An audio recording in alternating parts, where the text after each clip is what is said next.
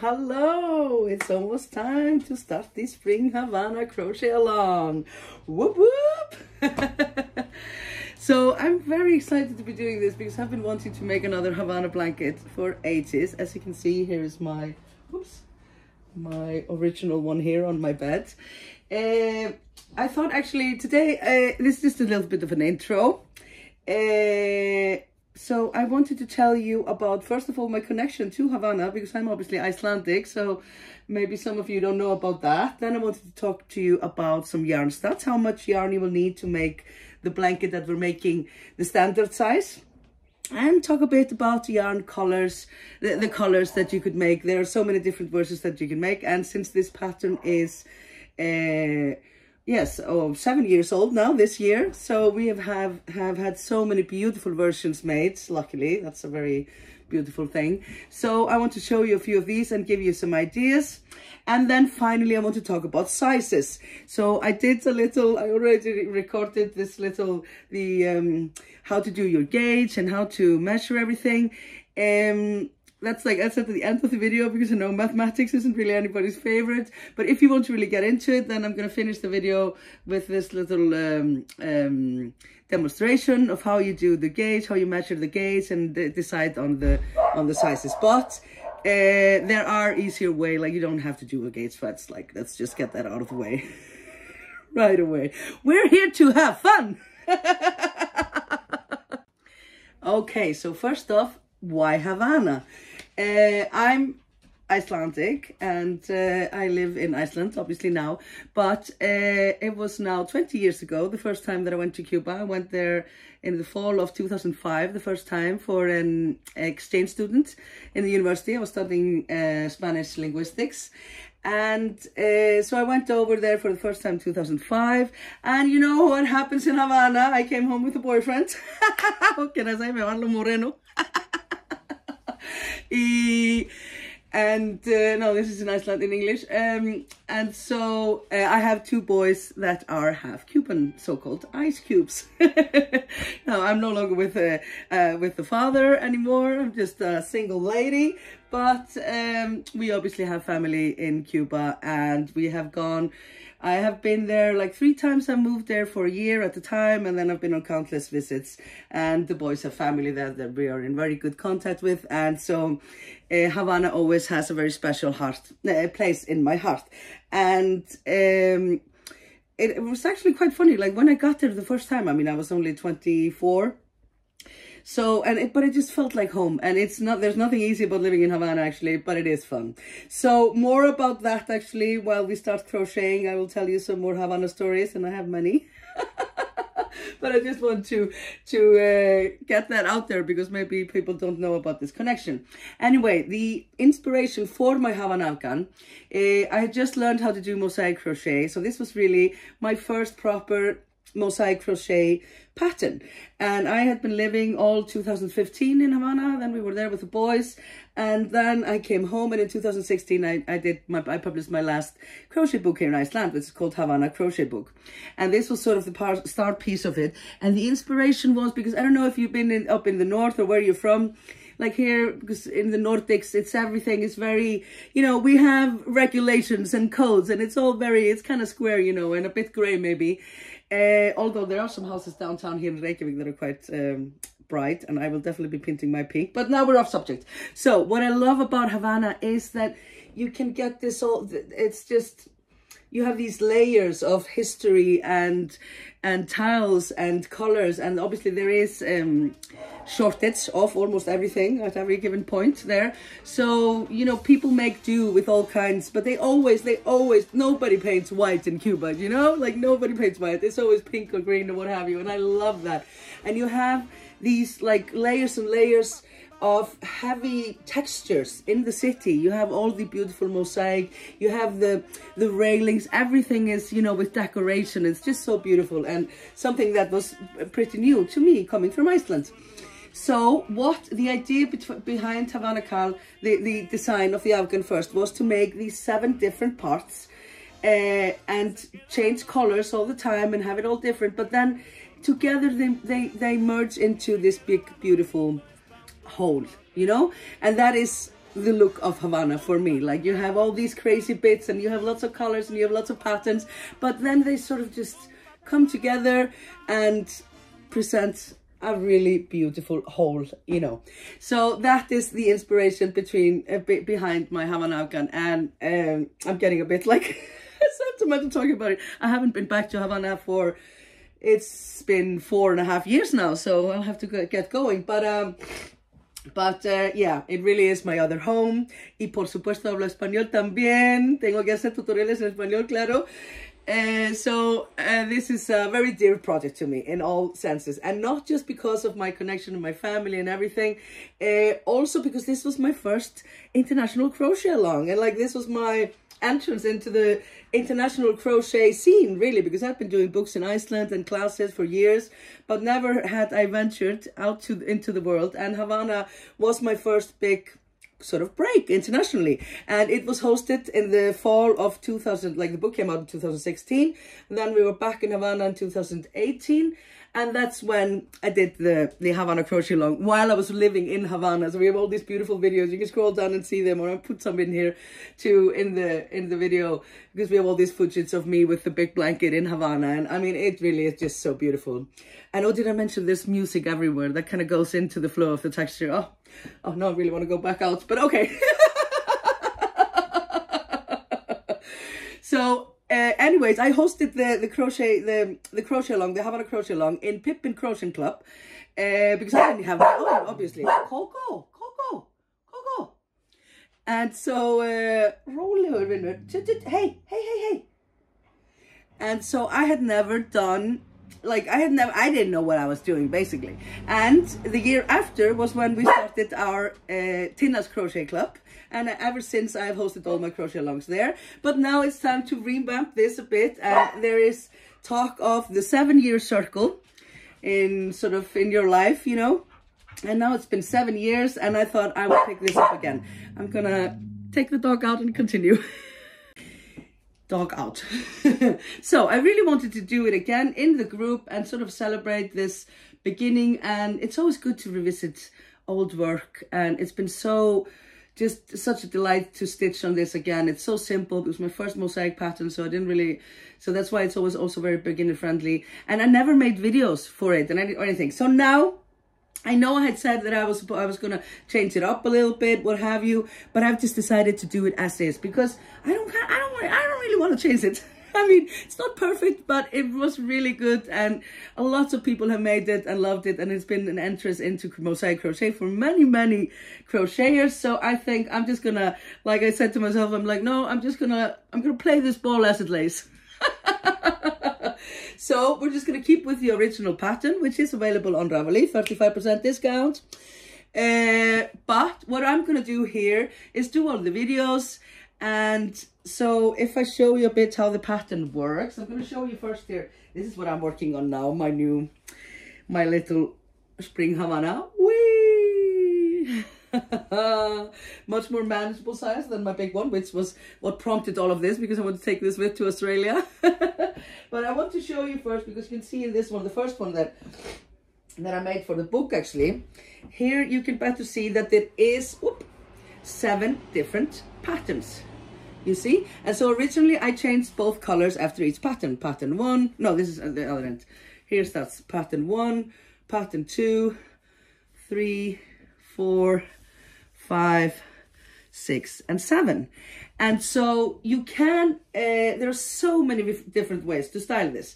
You could go for this sort of, where you change both colors for each section, new section. You can go with, okay, so let's start with, for the yarn, you need, in DK, you need approximately 14 skeins, 50 gram skeins of each color, A and B. Remember, mosaic crochet is always A, B, A, B, A, B, because it's all striped in the back. Okay, so you could do this just with 2 colors, and it is actually absolutely stunning. I cannot for the life of me do that, but I love the 2 color Havanas. Okay, so that's definitely an option. Then another option would be to do it like this, just change it at each section. And then I have seen some very beautiful ones that are, because I'm going to get into my crazy color fade technique here in a bit, but a sort of easier way to get into that is to just buy ombre or like a gradient yarn. That's not usually not the kind that changes color very quickly, but like ombre that's like sort of fades naturally. And then you could get like just white for color A and then use the ombre for color B, or you can use 2 ombres and let them fade. So there's a lot of versions that that you can decide on for yourself. And do check out both in Tinna's Crochet Club, where we are hosting this crochet along. We have hundreds and hundreds of Havana photos there, and also in the projects on Ravelry. Okay, there you can see lots of fun versions. But I really wanted to mention this, like the monochrome, just 2 colors, is really very pretty. And then you can do these easy ones with the ombre. And then what I'm going to show you here today is how I'm using my stash, because you know I'm a stash busting queen. That's what I am. So what actually happened, and this is the beauty of it, it's always, it's as they say, everything is as it should be. Because when I made this one like this was the plan. So I did the sort of a fade with both colors, but always changed, okay? And then I was going to make another one, a big one.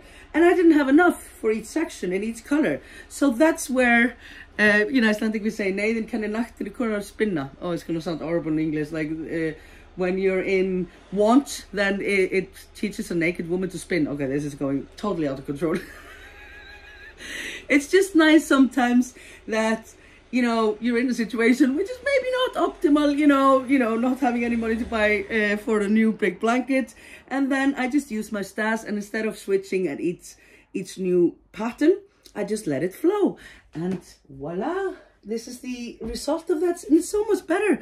So sometimes even, you know, when you don't, we don't even know it, and we don't even see it. But sometimes life deals with something that we think is kind of crappy. But then in the end, you know, make lemonade, right? So I want to encourage everybody, if you like want to, you can make any version you like, of course, but I want to encourage you to use your stash. And so for the yarn studs, before we get into this, for the yarn studs, like I said, you need 14 skeins of each, approximately for each color. And then for the smaller mosaic border, then you need 10 skeins of the main color and 2 of the accent color. So it is a yarn eater. Like if you're going to do it in this rather big version that I'm doing here with you, which is the standard size of the crochet along, it's like 160 width and 190 on the length. So for that you need a lot of yarn, but you can also do smaller ones, and that's what I want to show you before we get into, no, let us do the colors first. I'm trying to be like organized here. Let us do the colors first. I'm going to show you how you can arrange your stash to make a beautiful Havana like mine. And I am doing that now with my DK stash, and I absolutely love where it's going. So I did a couple of videos when I started, and then like yesterday, a couple of days ago, showing you how I arrange the colors in my stash. And if you need more color ideas, you could check out my color theory video.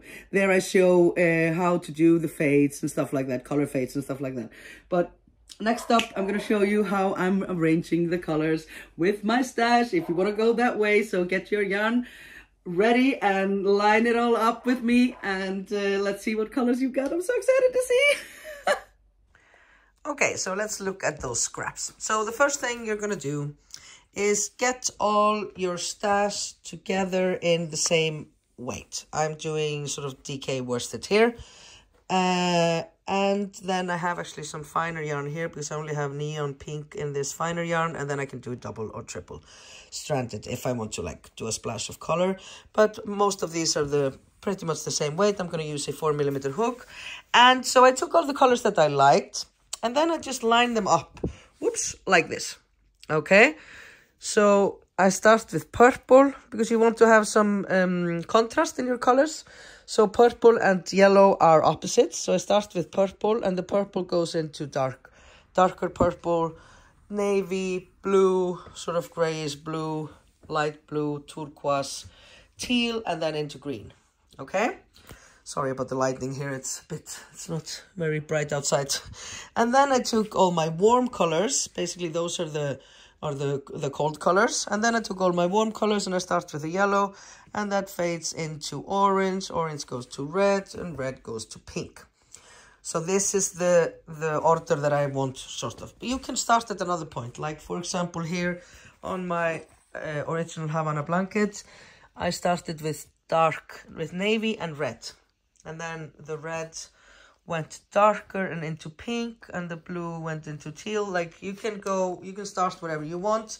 What I, like in this one here, there's no, like, I try to end it a bit like on this side as well. You have red and blue, because I wanted it to be what do you call it, to be a bit mirrored. But this is never going to be a mirrored blanket, because you have different patterns. Okay, but you have to decide if you're going to do your color fade, if you want to divide it into two and do one color fade here and up to the middle part, which is this part here, and then you can mirror that. And then you will always get a very coherent blanket. That's a very good idea.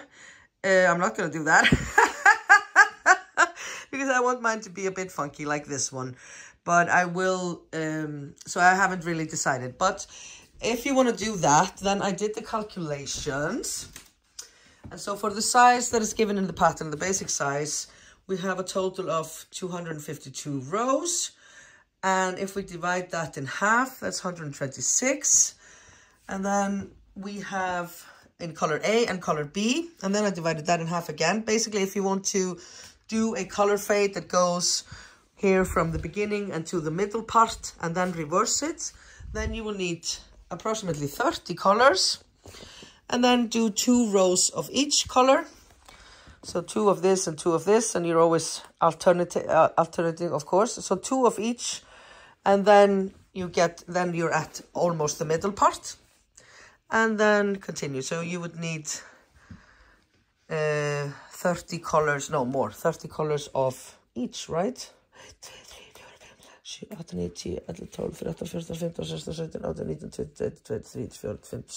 Well, I have like 27 on this side. But I'm going to do like a different kind of flow. But you just have to calculate how many, like of each color, you need 126 rows. So you can just divide that as you please. I'm going to do this color fade here, and I'm so excited to start. Oh my God, I can't wait to start crocheting tonight. I only just filmed this because I already put it here on the table so neatly. So this is the first step. Get together your same weight yarn. And always, like for a blanket, I think DK and worsted Aran is the best choice. But if you want to make a baby blanket, for example, you could go down and do fingering weight or sports. But yeah, get it together like this, and then just to try and play with it a bit. And like, this is a very easy way to do it. Just one row is here on this side. I have all my warm colors, and here I have all my cold colors, although green is sort of warm as well. And then just let it fade like this. And you can, you know, it's okay if it's one color is 1 row and then this one is 3. Like if you have scraps and you have little, it's fine. So this is the first step. Next up is how to decide how large your blanket is. And yeah, I'm going to show you the calculations you need to do. Whoop. Oh, I love this. So very happy with the Havana on my bed with all the pillows. Yes, yes, yes. Okay, and then according to this plan that I just showed you, I have started here. I did have this one extra pink here in the middle. It didn't quite go into the fade, but it really does a lot there. And then it's fading here, and here it's actually fading together. These are a bit darker, And then we get back into the bright. And actually I just really wanted to have a lot of pink, so I just carried on longer with the pink. I am doing approximately 3 rows per color, okay? And I think it is important not to change both colors at the same time, okay? So always take care to, you know, not to change both A and B at the same time, okay?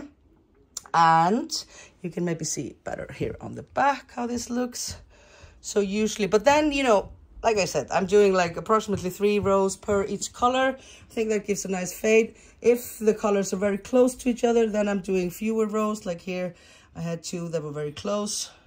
And then I just did 2 and 2. But this is how it's coming along. And I'm just going to set you down here. I'm trying to only show bits that don't show any trash anywhere.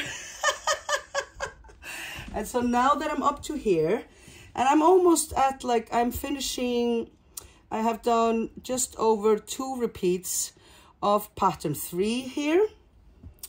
Yeah, I didn't even say that before. And then, yeah, so now I'm almost up at the middle, and I'm just going to continue to let it flow. So here I had decided on yesterday, I was up to this one here. Okay, I'm up to this one here on one side, and on the other side I had decided on, we were doing something like this, and I'm going to fade this back into orange here, the pink, the hot, like I said, I'm doing like warm colors on for one color, and then the cold colors for the other, okay? So this is what's going to happen here, and these are going to go into the green, and I'm not quite sure if I'm going to go like this, and this, and this. Maybe this one just doesn't really fit. Maybe like this. And like I said, like this, these go cool, right? And then something like this. This looks nice, right? And you know, like I said, like I do line it up at the start, but then it just keeps, you know, I just let it flow really. You can't decide on it. You can't just like really like just map it all out. I just don't work like that. So here we have the I'm just going to continue, and they go into the orange here, and I'm not quite sure what's going to happen after that, really, just to be honest. But basically it's just let it flow, and you know, add them up in a nice in a nice sort of fade, and I think it always just looks really good. And yes, also just take care to, whoops, what am I, no, I'm gonna turn off the camera and start again. Wait, so what you want to take care is to try and keep, like, I want mine to be bright, so I want to keep one sort of, well, you know, here are like darker colors, but I mean, it just kind of flows nicely, even though, I mean, it's all good. And if you don't like the outcome, you can always just unravel and go back. But I'm really happy with mine. And yeah, just take care to try and have a lot of contrast, because then, like, for example, here you can see it well on the camera, but from some angles you don't see as much contrast there. And that's Havana on Havana. Okay, now you're seeing where I'm going with my double fade, and I do encourage you guys to go on that journey with me and try and see what you can do with your scraps and your leftovers. Another beautiful thing about using your leftovers and scraps is, you know, you have that bit that was a sweater for a grandchild, or the you know, the blanket you made for your sister for her wedding or something, and then you can weave that into, oh, getting all sentimental, but I mean, it really, I do love using up some stash. And yeah, another idea with a fade, like, you don't have to go crazy colors like me. You can do a beautiful fade with, you know, some natural earthy colors. And again, just keeping one color in the same color all the way through always gives a very classy look. And then it gives sort of unity through it. Like I said, so many versions, so many possibilities. And I'm just really looking forward to see what you guys make. Now, before we get into the whole gauge situation and the mathematics, I'm going to show you how the blanket works, because you can make this any size you want. You can make a table runner, you can make a baby blanket, you can make a huge blanket like I did. Like, you can go every direction with this. But this is a really simple pattern. It is a 12 stitch repeat, which means that it's always 12 stitches that are repeated again and again, and a 12 row repeat. So basically one repeat is a little box like this. And you can do, like, this here is 15 repeats wide, and I'm going to do 21 repeats long. You can do, you know, 6 repeats by 8. You can do it any way you want, you know. And like I explained in the video that I already did about the gates, is like, yeah, no, okay, I have to remember because I'm not going to use that. Yeah, okay. So, you know, you don't have to go all in with the gates. Like, just before you like panic about the whole thing, you don't have to do it. But it is nice to just learn how to do it. So I at least sat down just to show you how you can, you know, figure it all out. But the easiest way is obviously just to use similar weights in yarn and do the standard size, and then you will get a very similar size to the pattern, which is what, 160 by 190, you know, which is like a quite generous sofa throw. Yes, and also in each here we're doing, because it's 7 patterns, and for each one I'm doing 3 repeats here. So for the length, for example, you could do just 2 repeats on the length of each, or you can have it, you know, separate. Like, there are so many ways, but the easiest way is just to follow the pattern, and then you don't have to even think about this. But if you want to get into the calculations, and I kind of just want to show you how you calculate the whole thing. So next up is a little very nerdy mathematics video for you guys to show you how to measure your gates and decide on your blanket size. Whoop whoop, get aboard the fun train.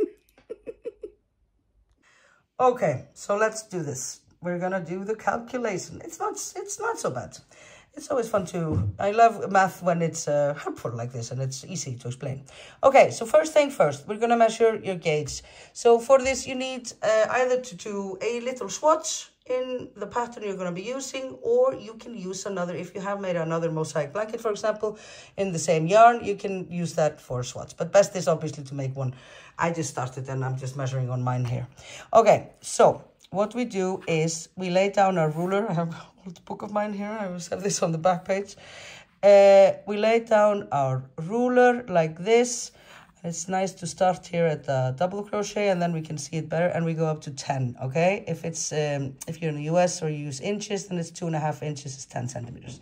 And you're gonna count how many stitches you have in these 10 centimeters, okay?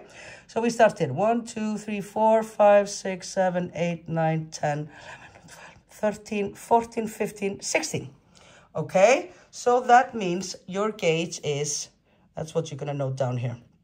10 centimeters is 16 stitches, and that is also then in mosaic crochet, that should always be the same, stitches and rows. Sometimes it depends on the pattern that you're making. That is not always the case. Let's do it here. 10, whoop, here. Okay, 10 centimeters, starting here at the yellow, 2, 4, 6, 8, 10, 12, 16, okay? So 16 rows for me here in this DK with a 4.5 millimeter hook is then my gauge is 10 centimeters, 2.5 inches is 16 stitches and 16 rows. So that's first thing first. You do that now, okay? And then we continue. Okay, so once you have your gauge measured, which is so easy to do, as you can see, then you can do the calculations, okay? So I've done mine here and written it down. I suppose I should do this in the video or something, but I'm an 80s girl. I'm an 80s baby. I'm an analog.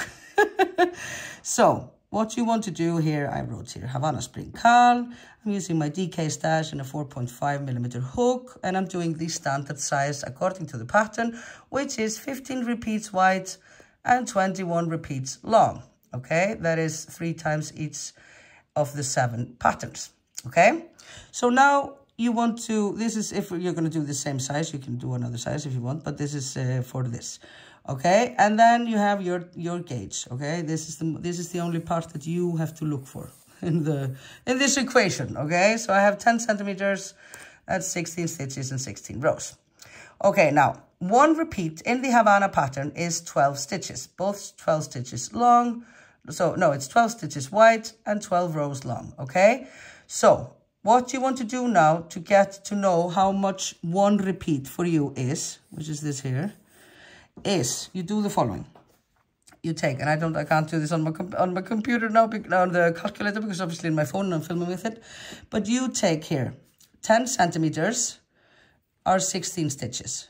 And then if you want to know how big each stitch is, you take 10 and you divide it by 16. And then you get this here, okay? If you are doing it with inches, I suppose you take 2.5 and divide it with 16. And then you would get that in that straight measurement you use. But we'll just continue with the centimeters here, okay?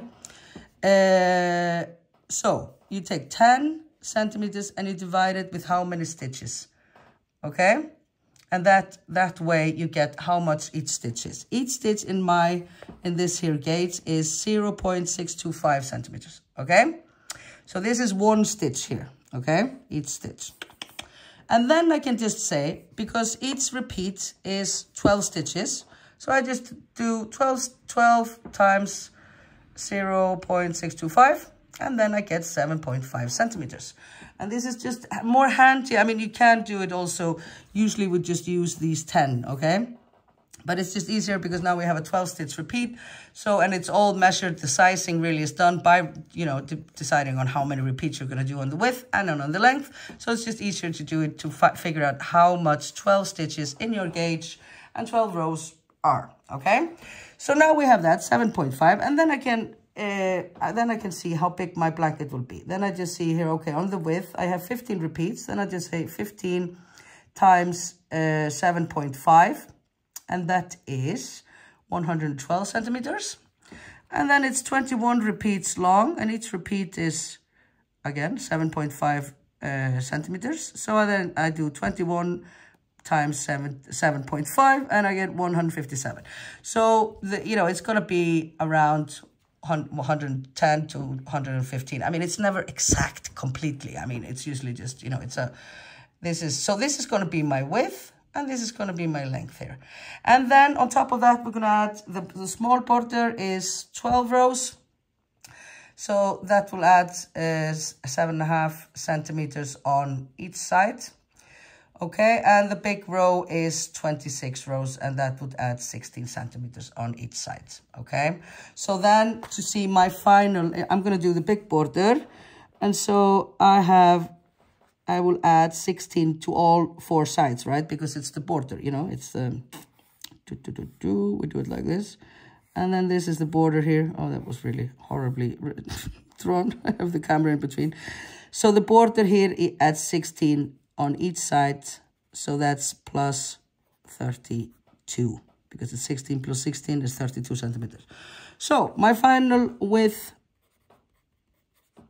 will be 112 plus 32, okay? 140, well, like 145. And then the length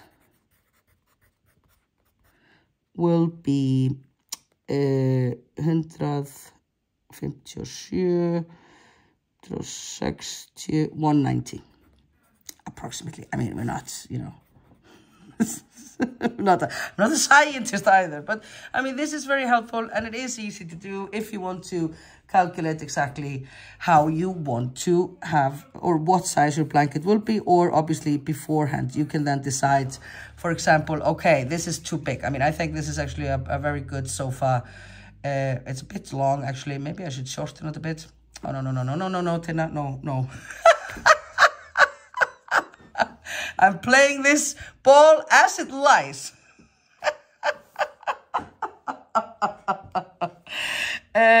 This is a perfectly fine size for me, okay? If you have a bit thinner yarn, lighter yarn, then it will be smaller. If you have thicker yarn and a larger hook, then it will be larger. And this also depends on your gauge. This is not imperative to do this. I mean, you can also, just like I explained in the intro, just chain as wide as you want, and you will get approximately the width you want. And then, you know, once you start, you can kind of, you know, figure it out as you go, like I'm doing here now, you know, because in the end, a blanket, it's not, if it's not for a bed, if it's not a bedspread, then it's, you know, then it's not essential that it has like a specific size.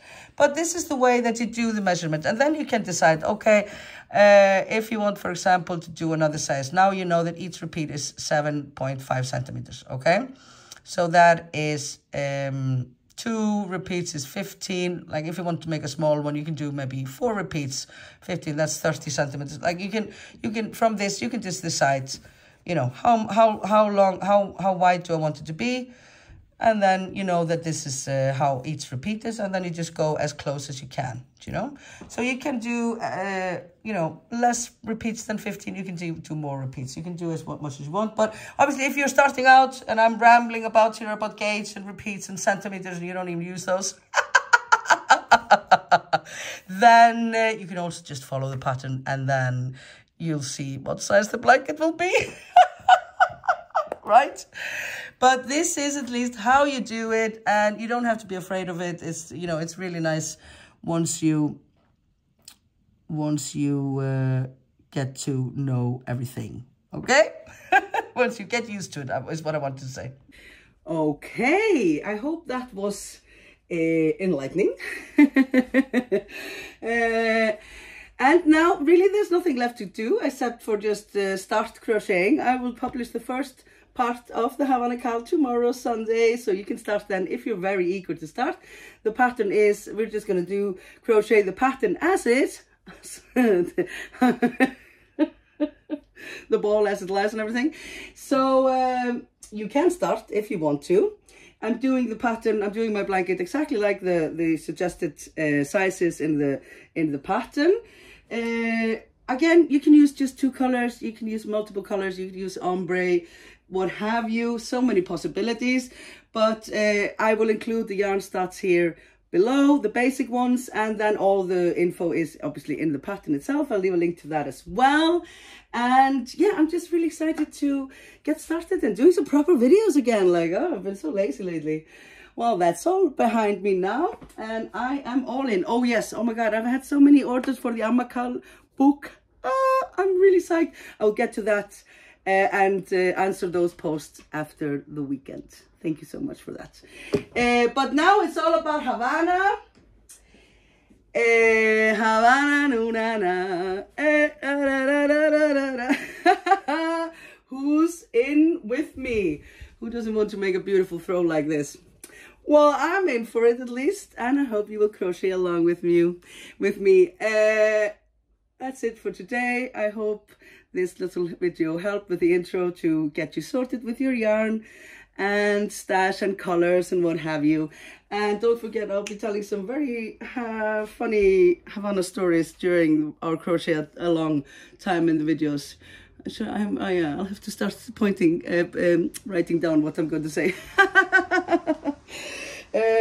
But yeah, Havana time, let's go, babies. Tomorrow's the first part. Get your yarn sorted. Woo woo!